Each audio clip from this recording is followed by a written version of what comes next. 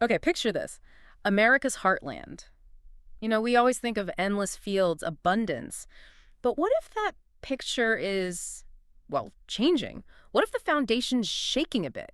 Today, we're diving deep into this growing crisis facing American farmers. It's this really tangled web, rising costs, more debt, and these huge shifts in global trade. And it's pushing them right to the edge. Yeah, in our deep dive today, it's grounded in some really powerful firsthand stuff. We've got insights from a recent town hall down in Arkansas. Hundreds of farmers showed up, really voicing their concerns, and also a very candid interview with one farmer, Scott Brown. So these aren't just numbers, right? Yeah. This is what people are actually living through. Exactly. And our goal here is to really unpack those challenges, the ones happening right there on the ground. We want to help you understand these massive shifts in the world markets and, crucially, why this stuff matters to everyone. Not just the folks farming the land. We're trying to get past the headlines, get to the real costs, the human stories. And stick with us because you're going to hear about this pretty staggering drop in a key export market. Think billions. Down to basically nothing. All right, let's get into it. These foundational struggles, they've been building for a while now, haven't they? Farmers are juggling more and more debt, often using equipment that's frankly ancient. And profits, they just keep shrinking. It's this constant pressure cooker. It really is. And it's not just one thing. It's how multiple factors are all converging at once. That's what's creating this intense environment. Yeah. For so many, just breaking even, forget making a profit, just breaking even feels almost impossible now. They're stuck. Input costs go up, but the price they get for their crops doesn't keep pace. And Scott Brown, the farmer you mentioned from the Arkansas town hall, he put it really vividly. He called these external policies, like the recent tariffs, the ice cream on top of the cake of a perfect storm. Oh. It's a powerful way to say, look, things were already bad, and this just makes it worse. Okay, let's zero in on one really critical crop, soybeans. Did you know, and this surprised me, the U.S. actually grows about 40% more agricultural products than we can use here at home? That's a huge amount. It is huge. And that surplus means we have to export. There's just no way around it. To put it in perspective, think about this. 1 out of every 4 rows of soybeans grown in the entire U.S. has to be sold overseas. It just shows how deeply tied our farming is to global trade. We produce way more than we can absorb domestically. And for soybeans specifically, there's always been one dominant player, right? China. They're the biggest soybean importer in the world by far, like 61% of the entire global market. That's massive. It's just enormous. And this is where things took such a sharp, dramatic turn. Last year, the U.S. sold somewhere around $12 to $14 billion worth of soybeans to China. This year, for the first time in 20 years, China bought zero. Zero U.S. soybeans, zero new crop corn.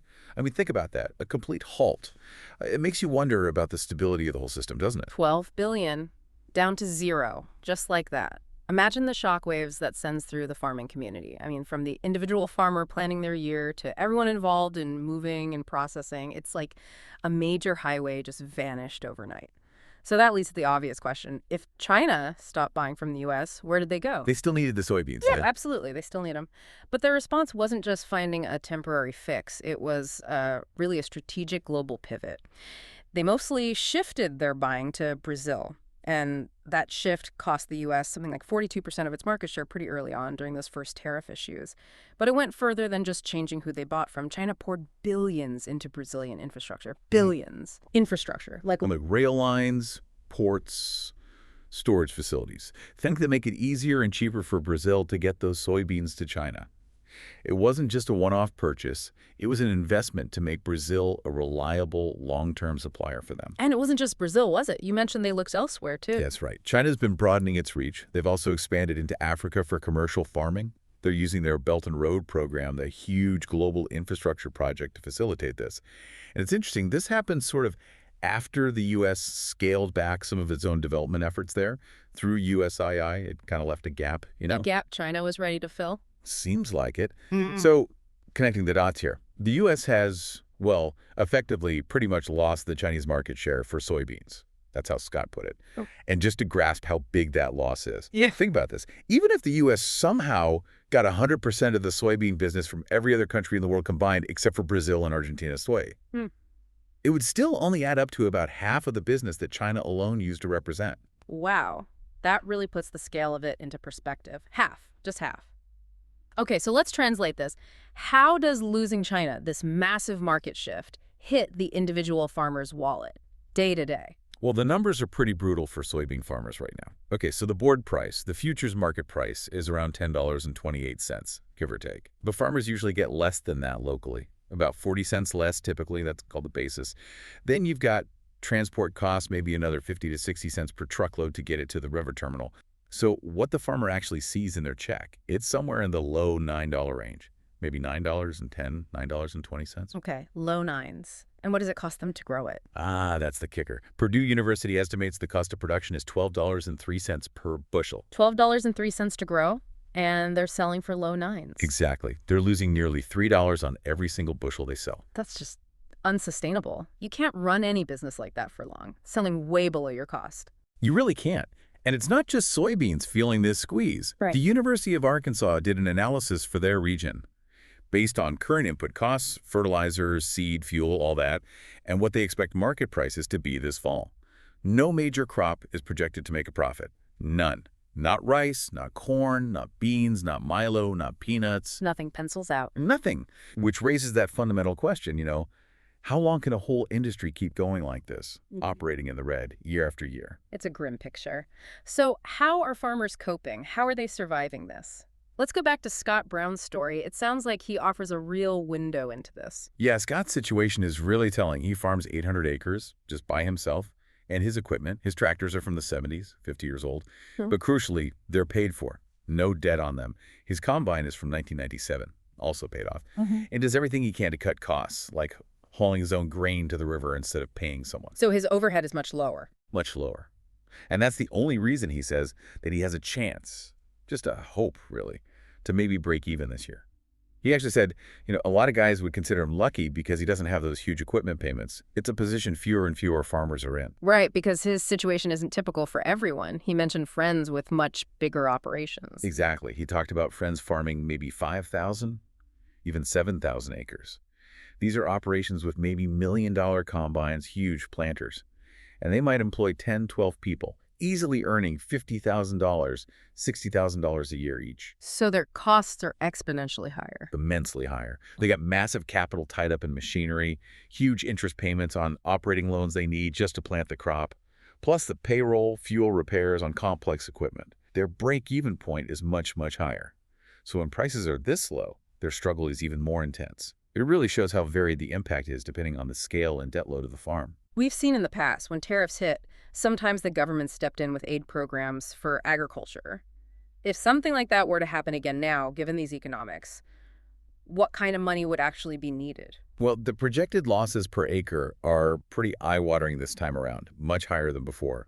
For cotton farmers, they're looking at potentially losing $375 for every acre they plant. Wow. Corn farmers, it's estimated around $220 per acre loss.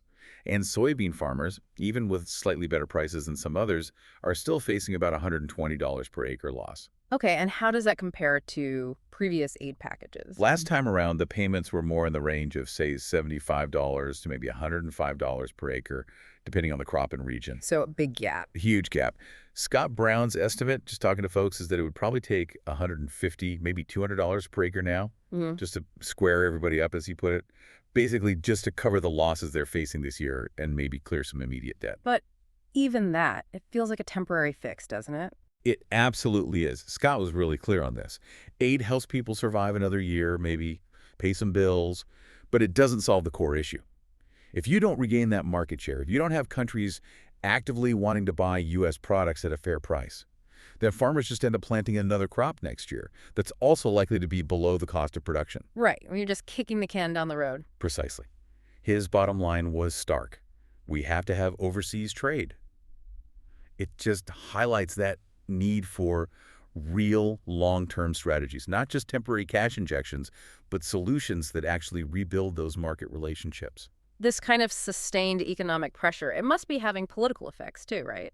Especially in the Farm Bill. Many farmers have historically been strong supporters of, say, the previous administration. Is that holding firm? It's complicated. Scott offered some really interesting insights here.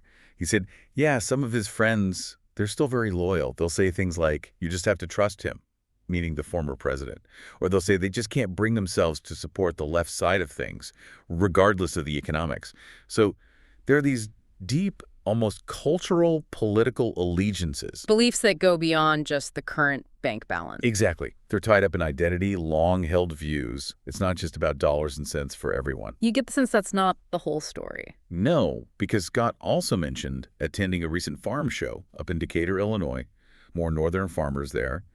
And he said many of them were, in his words, singing a lot different song than they were maybe 7 or 8 months prior. A different song, how? What were they saying? More frustration, it sounds like. More talk about needing trade stability, needing reliable markets. Less patience, perhaps, with policies that disrupt those markets, even if they liked other aspects. They're questioning whether aid payments are really a substitute for actual profitable trade long term. So it seems the prolonged financial pain is starting to shift some perspectives. Interesting. So it raises that question, doesn't it? How long can that economic strain continue before it really starts to reshape the political landscape in these key agricultural states? That's the big question, isn't it? It's such a vital voting bloc, and their priorities might be undergoing a real reevaluation because of all this pressure. The long-term effects could be quite significant. So wrapping this up, we've really dug into some complex, tough realities for American farmers today. We've seen that shocking drop, a $12 billion market just evaporating, and heard about that daily grind of selling crops for much less than it even costs to grow them. Yeah, and while temporary aid might offer a lifeline, maybe plug a few holes, the fundamental issue remains. Without strong, reliable overseas trade, without regaining some of that lost market share, the long-term health of U.S. agriculture just feels precarious. It's still right there on the brink. So as you think about all this, maybe consider this.